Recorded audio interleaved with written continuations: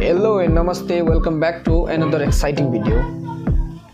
साथीहरु तपाईहरु नेपालबाटै घरमै बसेर अनलाइनबाट कसरी अर्निङ हुन्छ वा त्यस्ता अनलाइन अर्निङ हुने विश्वासिलो प्लेटफर्महरुको खोजीमा हुनुहुन्छ भने आजको यस भिडियो तपाईहरुको लागि एकदमै हेल्पफुल हुनेछ। तपाईहरुले थम्बनेल हेरेर थाहा पाइ नै सक्नुभयो होला।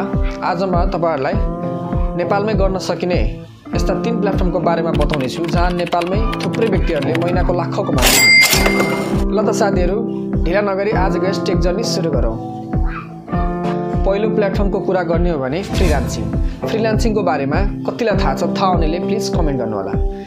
फ्रीलान्सिङ भनेको एक प्रकारको सेल्फ इम्प्लोयमेन्ट अर्थात स्वरोजगार जस्तै हो जहाँ कुनै पनि कम्पनीमा काम गर्नुको सट्टा डिफ्रेन्ट क्लाइन्टहरुको लागि इन्डिभिजुअली काम गर्न सक्नुहुनेछ।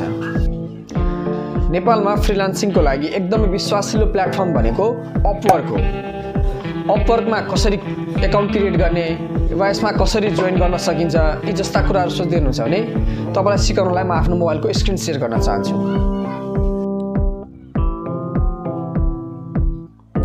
सबभन्दा पहिले आफ्नो मोबाइलको कुनै एउटा ब्राउजर खोल्नु होला, जस्तै क्रोम ब्राउजर खोल्नु होला र यहाँ सर्च बक्समा गएर यहाँ upwork नेपाल भन्ने सर्च गर्नु होला।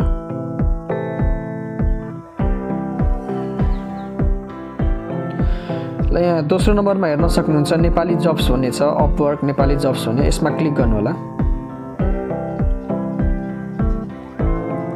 ल हेर्न सक्नुहुन्छ साथीहरु यहाँ upwork को रेटिङ हेर्न सक्नुहुन्छ। यहाँ 4.9 रेटिङ रहेछ जुन एकदमै राम्रो हो। स्क्रल डाउन गर्नु होला र यहाँ हेर्नु होला। ल हेर्न सक्नुहुन्छ यहाँ एउटा यहाँ जबको लागि यहाँ एप्लिकेसन आएको छ, English into Nepali app translation. यहाँ $100 देखाइरहेछ एउटा जबको। त्यस्तै गरी तल हेर्नु होला English Nepali to English translation urgent, यहाँ पनि $40 देखाइरहेछ।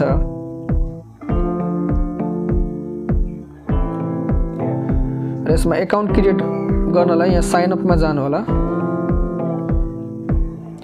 यहाँ तपाई के हो यो जब खोज्दै हुनुहुन्छ कि या जबको लागि अरूलाई हायर गर्न खोज्दै हुनुहुन्छ कि तपाई फ्रीलान्सर हो भने यहाँ तलको अप्सनमा क्लिक गर्नु होला एप्लाई एज अ फ्रीलान्सर। अब माथि आफ्नो फर्स्ट नेम तल लास्ट नेम इमेल राख्नु होला, 8 डिजिटको पासवर्ड राख्नु होला। तपाईको कन्ट्री यहाँ सिलेक्ट भएकै छ। यहाँ अलमा क्लिक गरेर क्रिएट माई एकाउन्टमा जानु होला। मैले यहाँ आफ्नो एकाउन्ट बनाइन किनभने मेरो एकाउन्ट पहिलेदेखि नै बनिसकेको छ। तपाईले यसरी यहाँ एकाउन्ट बनाउन सक्नुहुन्छ र आफ्नो एकाउन्ट बनाइसकेपछि एउटा राम्रो प्रोफाइल क्रिएट गर्नु होला र आफूलाई के आउँछ कुन स्किल छ त्यो चीजहरु त्यहाँ मेन्सन गर्नु होला। त्यसबाट तपाईले जब पाउन सक्नुहुन्छ यहाँबाट। त्यस्तै गरी सेकेन्ड प्लेटफर्मको कुरा गर्ने हो भने कन्टेन्ट क्रिएसन। यो भनेको तपाईले युट्युबको थ्रु आफ्नो क्रिएटिभिटी आफ्नो स्किल प्रमोट गर्न सक्नुहुन्छ। नेपालमा यस्तै थुप्रै नेपाली क्रिएटरहरु छन् जसले आफ्नो क्रिएटिभिटी देखाएर आफ्नो स्किलको बलमा मासिक लाखौं रुपैयाँ कमाउँदैछन्। तपाईसँग स्किल के छ, युट्युबमा भ्युअर्सलाई के कुरा सिकाउन सक्नुहुन्छ वा तपाईलाई कुन फिल्डमा इन्ट्रेस्ट छ त्यो रिलेटेड कन्टेन्ट बनाउनुहोस्, कन्सिस्टेन्सी युट्युबमा काम गर्नुहोस् अनि मात्र च्यानल मोनेटाइज गराएर तपाईले गुगल एडसेन्स को थ्रु एकदम राम्रो इन्कम गर्न सक्नुहुन्छ। यसले भने केही समय पक्कै लिन्छ साथीहरु, किनभने कुनै पनि कामलाई तपाईले निरन्तरता प्रदान गर्नुभयो भने मात्र त्यहाँबाट कुनै लाभ लिन सक्नुहुन्छ। त्यसैले तपाई युट्युबमा कन्सिस्टेन्सी मेन्टेन गरेर काम गर्नुहोस्, अवश्य पनि यहाँदेखि राम्रो आम्दानी गर्न सक्नुहुन्छ। यो हैन कि आज भिडियो हाले भोलिबाट नै म इन्कम गर्छु त्यस्तो नसोच्नु होला। कन्सिस्टेन्सी मेन्टेन गरेर काम गर्नुहोस्, यहाँबाट राम्रो आम्दानी हुन्छ। जस्तै मेरो इन्ट्रेस्ट टेक फिल्डमा छ, म यही फिल्डको केही नेपाली क्रिएटरहरुको एक्जाम्पल दिन चाहन्छु। जस्तै टेक्निकल भ्यू, उहाँले मासिक $380 देखि $6000 सम्म कमाउनुहुन्छ। यसलाई नेपालीमा कन्भर्ट गर्ने हो भने उहाँले 50,000 देखि 7,50,000 सम्म कमाउँछन्।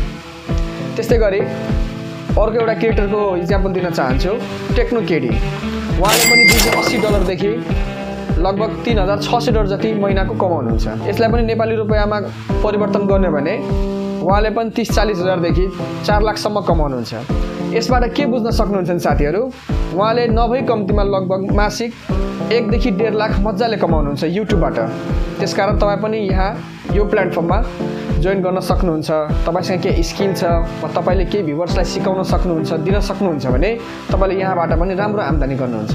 हो त्यस्तै गरी थर्ड प्लेटफर्मको कुरा गर्ने हो साथीहरू, यो आफ्नै देशकै प्लेटफर्म हो दराज नेपाल, जहाँ तपाईले एफिलिएट मार्केटिङ गरेर यहाँदेखि पनि राम्रो आम्दानी गर्न सक्नुहुन्छ। एफिलिएट मार्केटिङ भनेको कुनै पनि कम्पनीको प्रोडक्ट एन्ड सर्भिस तपाईले आफ्नो सोशल मिडिया थ्रु वा तपाईँ आफ्नो वेबसाइट थ्रु अन्य व्यक्तिहरूलाई सेल गर्न सक्नुभयो भने त्यहाँबाट तपाईले प्रत्येक प्रोडक्टमा 10 देखि 15% कमिसन पाउनु। फरक कम्पनीको फरक टर्म्स एन्ड कन्डिसन हुन सक्छ। त्यसकारण तपाईले एफिलिएट प्रोग्राममा जोइन गर्ने बेलामा यस्ता टर्म्स एन्ड कन्डिसन बुझेर मात्र जोइन गर्नु होला।